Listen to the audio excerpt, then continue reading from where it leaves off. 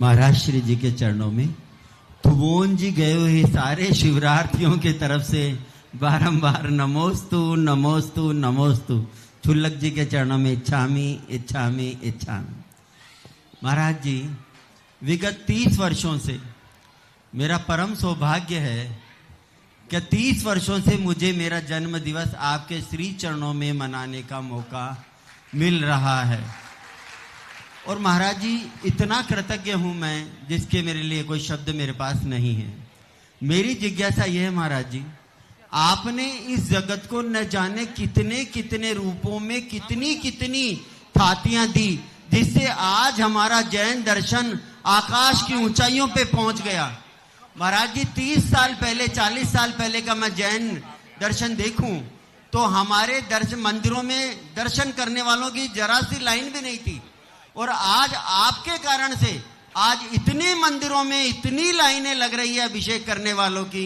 जो जो चीजें महाराज जी आपने दी इस जगत को, चाहे वो शांति धारा के रूप में, चाहे पूजन प्रभावना के रूप में, और मुख्य रूप से श्रावक संस्कार शिविर के रूप में, आज पूरे भारत का समस्त जैन साधु समुदाय या सब लोग आज इस श्रावक संस्कार शिविर को महाराज जी आपने जो प्रदत्त किया, हाथों लिया, और आज जैन धर्म में इतनी प्रभावना बढ़ा दी जिसका कहीं कोई मुकाबला ही नहीं।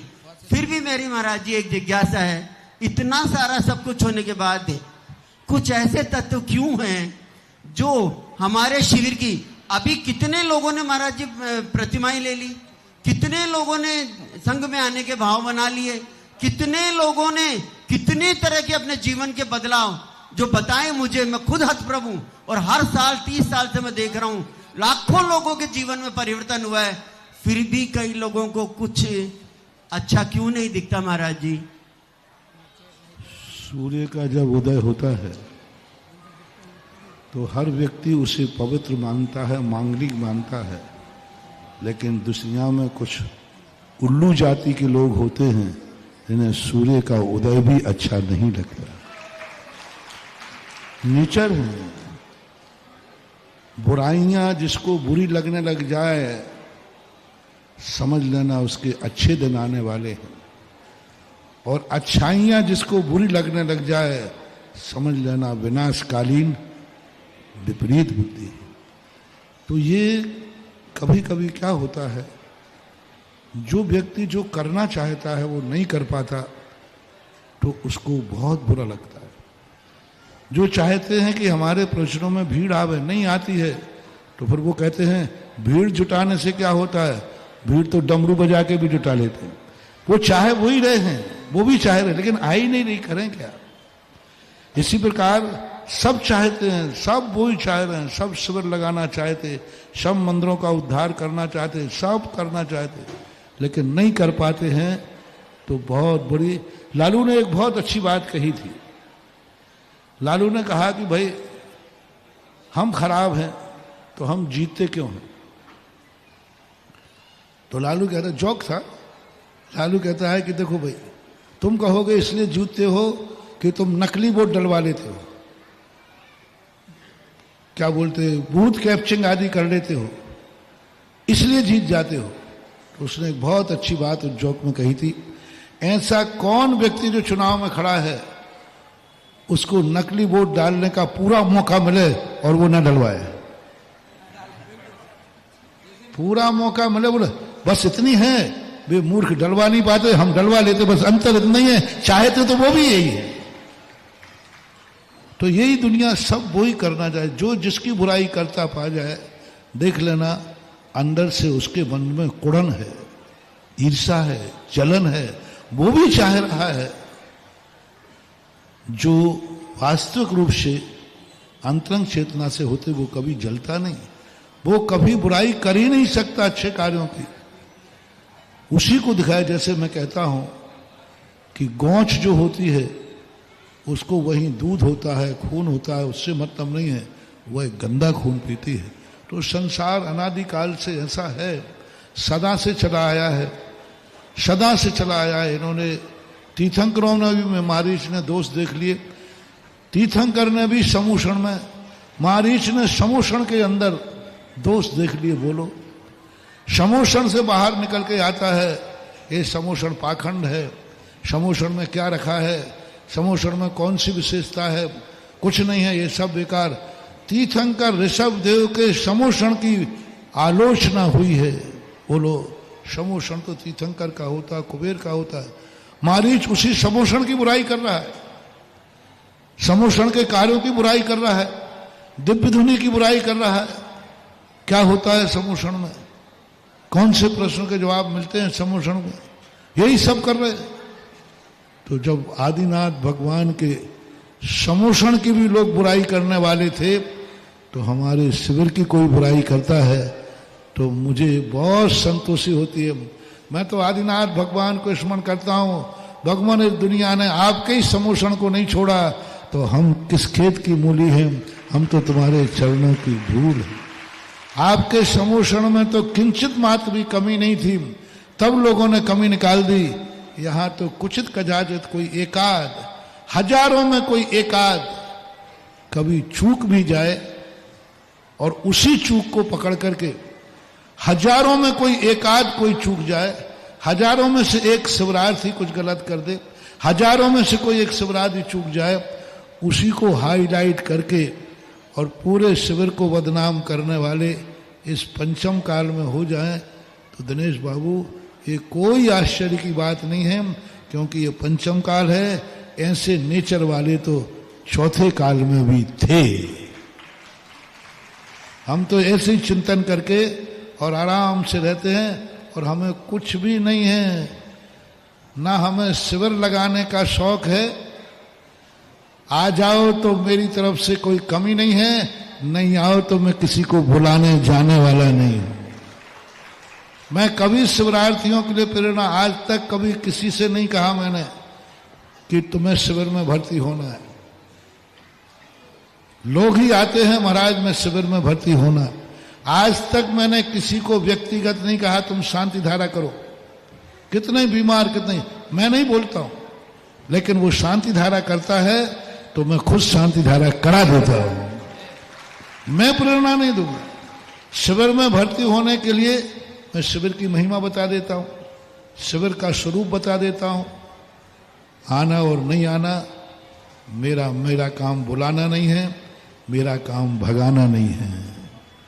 आ जाता है तो भगाता नहीं हूं, नहीं आता है तो बुलाता नहीं हूं। बिना बुलाई पंडाल हाउसफुल हो रहा है। बुलाने से क्या होता, क्या स्थिति बनती, तो बहुत बड़ी बात है। इसलिए कोई विकल्प नहीं है। आज भी दुनिया में सत्य जीवित है। कानों से लोग कितने कुछ सुनाएं, लोगों ने तो शिविर आंखों से देखा है, कानों का क्या प्रभाव पड़े। लोग कितने ही कहें कि शिविर में नहीं जाना है, लेकिन जिन्होंने शिविर अपनी आंखों से देखा है वे कानों सुनी बात पर विश्वास नहीं करते हैं। आंखों सुनी बात ज्यादा प्रमाणित होती है। वो तो हाथ कंगन को आरसी क्या, आज के समय शिविर की एक ऐसी ख्याति हो गई, सारा संसार कितना भी बदनाम कर दे लेकिन शिविर बदनाम होने वाला नहीं है, क्योंकि शिविर रग रग में समाया हुआ है।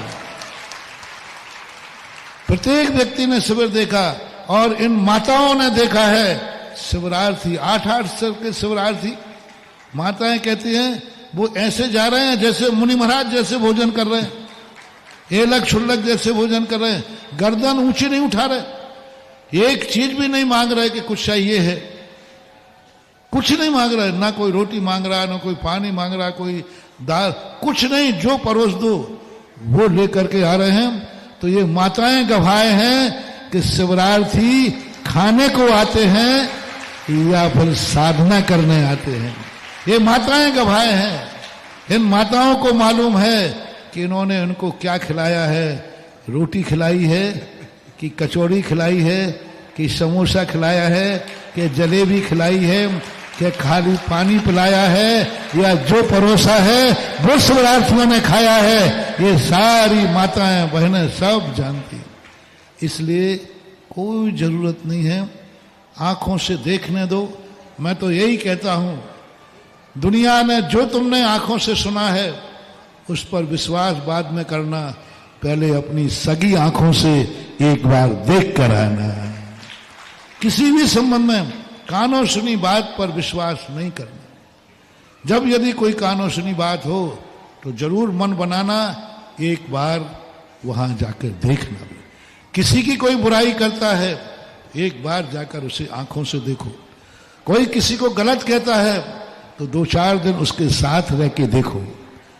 हमारे पूज्य शांति सागर महाराज के समय एक पंडित जी हुए, पंडित जी जगमोहन लाल जी शास्त्री कटनी वाले। उन्होंने खुद संस्मरण सुनाया था। हमारे लिए किसी ने बता दिया, पंडित जी ने कहा कि शांति सागर महाराज के संग में ये साधु ऐसे हैं वैसे हैं, पंचम काल में साधु होते ही नहीं हैं और इनकी चर्या ठीक नहीं है, ऐसी है। तो पंडित जी थे, बहुत विवेकी थे, ज्ञानवान थे। उन्होंने सुन लिया। उन्होंने कहा मैं जब भी विश्वास करूंगा जब खुद मैं उस शांति सागर महाराज के संग को देख के आऊंगा। और शांति सागर महाराज के संग में पंडित जी अपना सामान्य रूप धारण करके 8 दिन शांति सागर महाराज के संग में रहकर उनको जब देखा और उसके बाद जो दिन कटनी में आके उन्होंने कहा, अरे लोग इनकी बुराई करते हैं, मैं अपनी आंखों से देख के आया हूं, ये पंचम काल के नहीं, ये चौथे काल के साधु हैं। पंडित जी जगमोहन लाल जी, लोगों ने कह दिया ऐसे ही विरोधी होते, विरोधियों को तो क्या लगना, उठाई जीभ तालू से मार दी, कह दिया। पंडित जी ने कहा नहीं, मैं खुद देखने जाऊंगा। 8 दिन तक शांति सागर महाराज के साथ रहे, उनकी चर्या देखी, उनके प्रवचन सुने और आके कटनी में मीटिंग की है कि पूज्यवर शांति सागर महाराज का पहला चतुर्मास कटनी में होगा, क्योंकि मैं खुद अपनी आंखों से देख के आया हूं। आज के युग में ऐसी चर्या पालन करना। तो मैं पंडित जी साहब का उदाहरण देता हूं, जब भी किसी के संबंध में कोई आलोचना करे तो अपने सुन तो लेना, लेकिन विश्वास नहीं करना, अपने परिणाम नहीं बिगाड़ना। एक बार अपनी आंखों से जरूर उसे देखना, अपनी आंखों से जरूर परीक्षा करना। अपनी आंखें सगी आंखें हैं, वही सत्य बताएंगी। अन्यथा कई बार कानों सुने से तुम सत्य खो दोगे, असत्य में बह जाओगे। कानों सुनी बातों से अच्छाई तुम्हारी जिंदगी से चली जाएगी, बुराइयों की बाढ़ आ जाएगी। इसलिए हमें तो कोई विकल्प नहीं है। हमारी तो प्रत्येक जिंदगी खुली किताब है। शिविर भी खुला है, प्रवचन भी खुले हैं, चर्या भी खुली है, सब कुछ खुला हुआ है। जब चाहो, जैसे चाहो, जिस पन्ने को पढ़ना चाहो, आइए पढ़िए और पढ़ करके निर्णय कीजिए। निर्णय करना आपके हाथ में है, लेकिन पढ़ने के लिए भी कह सकता हूं तो मुझे तो माल चोखा है, तो कोई विचार करने की जरूरत नहीं है। ऋषभ देव का समूषण चोखा था। मारीच ने कितनी बुराई की, लेकिन समूषण खोटा नहीं हो गया। मारीच की बुराई करने से समूषण खोटा नहीं हो गया। समूषण में तो जितनी पब्लिक मारीच की बुराई नहीं करने के पहले जाती थी, उससे कई गुनी पब्लिक मारीच की बुराई करने के बाद समूषण में गई। मारीच ने बुराई की ढिंडोरा पीटा, खूब घर घर जाकर के मारीच ने कहा, पूरी अयोध्या में, पूरे अयोध्या छोड़ करके मारीच ने एक ऐसा भेद धारण करके मोहल्ले मोहल्ले गांव गांव में ढिंडोरा पीटा, कोई समूषण में नहीं जाएगा, समूषण बेकार है, बहुरूपिया है, ऐसा बहुत सारी बातें उसने कही। जैसे जैसे मारीच समूषण की बुराई करता गया, वैसे वैसे समूषण में भीड़ बढ़ती गई, इतना बढ़ती गई कि सारा जगत समूषण में पहुंच गया। तो इसलिए चिंता नहीं करना, ये सब चीजें होती आई हैं, हो रही। यही सब नहीं होगा तो फिर इस संसार का मजा क्या है? यदि यह सब नहीं होगा तो संसार छोड़कर मोक्ष क्यों जाएंगे लोग? इसलिए जाते हैं। यही सुनकर के तो वैराग्य होता है कि वही कार्य स्वयं चाह रहा है, लेकिन स्वयं न कर पाने से दूसरा करता है। तो वही लोग बुराई करते हैं। कोई किसी की बुराई करता है, कोई टीवी की बुराई करेगा, कोई लाइव की बुराई करेगा, कोई जिज्ञासा समाधान करेगा। इच्छा उनकी भी है, वो भी कर रहे हैं, धीरे धीरे कर रहे हैं, वो भी कर रहे हैं। कहीं किसी बहाने कर रहे, कहीं मोबाइल से कर रहे, कहीं कमरे में बैठ के कर रहे, कर सब वही रहे हैं, लेकिन वही लालू सारी बात, करना तो सब चाह रहे हैं लेकिन कर नहीं पाते हैं, इसलिए बुराई पे उतर जाते हैं। यही उनकी सबसे बड़ी कमजोरी है, यही उनकी विनाशकालीन विपरीत बुद्धि, ऐसा मानना चाहिए। 60% से ज्यादा नए शिवरार्थी महाराज जी इसी बात का द्योतक है कि इसकी जो लो है वो दिन पर दिन बढ़ती ही बढ़ती जा रही है। नमोस्तु महाराज जी, नमोस्तु महाराज जी। देवेंद्र शर्मा, अशोक